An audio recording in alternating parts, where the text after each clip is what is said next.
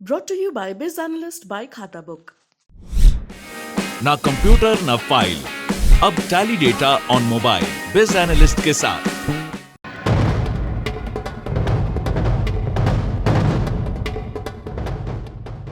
हर देश के अपने नियम कायदे होते हैं, हर देश को चलाने का तरीका अलग होता है। कोई जो देश होता है, जैसे जो भारत है वो क्वाजी फेडरल स्टेट है, जबकि अमेरिका फेडरल स्टेट है। यहाँ पर जो शक्तियाँ हैं वो किसी और के पास हैं, अमेरिका में किसी और के पास हैं। ठीक उसी तरीके से पाकिस्तान में भी ऐसा ही है। लेकिन आज हम बात करने वाले हैं कि आखिर पाकिस्तान में सरकारों की संरचना कैसी है, ढांचा कैसा है वहाँ का, और कैसे वहाँ पर सरकारें चलती हैं। दरअसल जब हम भारत के लिहाज से बात कर रहे हैं तो भारत और पाकिस्तान के चुनाव में भी ज़्यादा अंतर नहीं है, और ना ही वहाँ की सरकार का सिस्टम भारत से अलग है। भारत की संसद की तरह ही पाकिस्तान में भी दो सदन होते हैं। निचले सदन को राष्ट्रीय असेंबली और ऊपरी को कहते हैं सीनेट। ये राष्ट्रीय असेंबली भारत की लोकसभा की तरह होती है। पाकिस्तान की संसद को मजलिसे शुरा कहते हैं और निचले सदन को राष्ट्रीय असेंबली को कौमी असेंबली कहते हैं। वहीं उच्च सदन यानी सीनेट को आईवाने बाला कहा जाता है। हालांकि भारत में राष्ट्रपति संसद का हिस्सा नहीं होते हैं, जबकि पाकिस्तान की संसद में दोनों सदनों के साथ राष्ट्रपति भी शामिल होते हैं। अब आपको बताते हैं कि आखिर पाकिस्तान में आम चुनाव कैसे होते हैं। भारत में ऊपरी सदन राज्यसभा की तरह पाकिस्तानी सीनेट के सदस्य जो हैं उनको प्रांतीय असेंबलियों के सदस्य चुनते हैं, जबकि निचले सदन यानी कि राष्ट्रीय असेंबली के सदस्यों को आम चुनाव के द्वारा वहां की जनता चुनती है। भारत की लोकसभा में कुल 545 सीटें हैं, जिनमें से 2 जो सीटें हैं वो मनोनीत होती हैं। लेकिन पाकिस्तान में 2 सीटें नहीं हैं। पाकिस्तान की नेशनल असेंबली के जो कुल सदस्य हैं वो 342 हैं, लेकिन इनमें से सिर्फ 272 सीटों पर ही चुनाव होता है, जबकि बाकी 70 उम्मीदवार जो हैं इस असेंबली के उनको मनोनीत किया जाता है।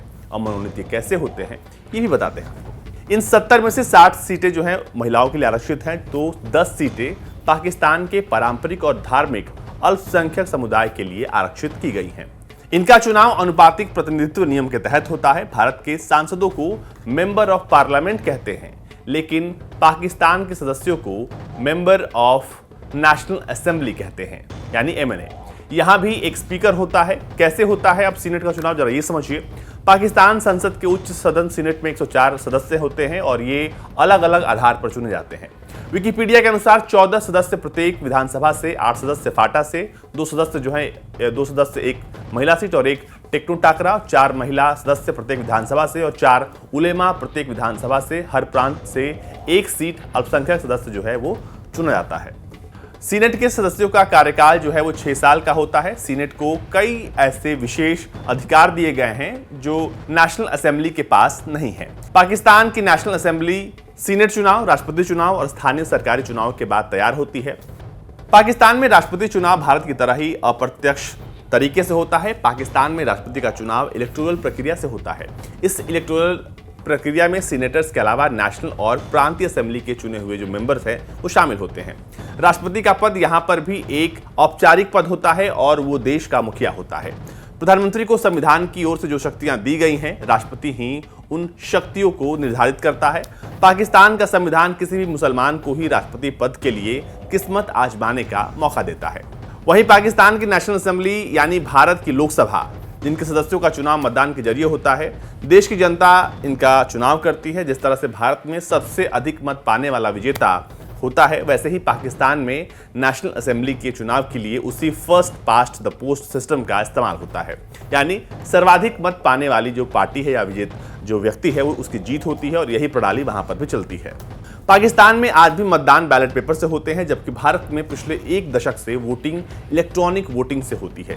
भारत में अभी भी 1 नेशन 1 इलेक्शन की बात हो रही है, जबकि पाकिस्तान में नेशनल असेंबली और प्रोविंशियल चुनाव जो हैं वो एक साथ हो जाते हैं। अब बताते हैं कि आखिर सरकार बनती कैसे है। सीनेट का कार्यकाल जो है पाकिस्तान में वो 6 साल का होता है और 3 साल में इसके मेंबर्स का चुनाव होता है। सीनेट में अध्यक्ष और उपाध्यक्ष प्रमुख होते हैं। इसका कार्यकाल 5 साल का होता है। इस चुनाव के जरिए देश का अध्यक्ष, प्रधानमंत्री और विपक्ष का नेता का जो है चुनाव होता है।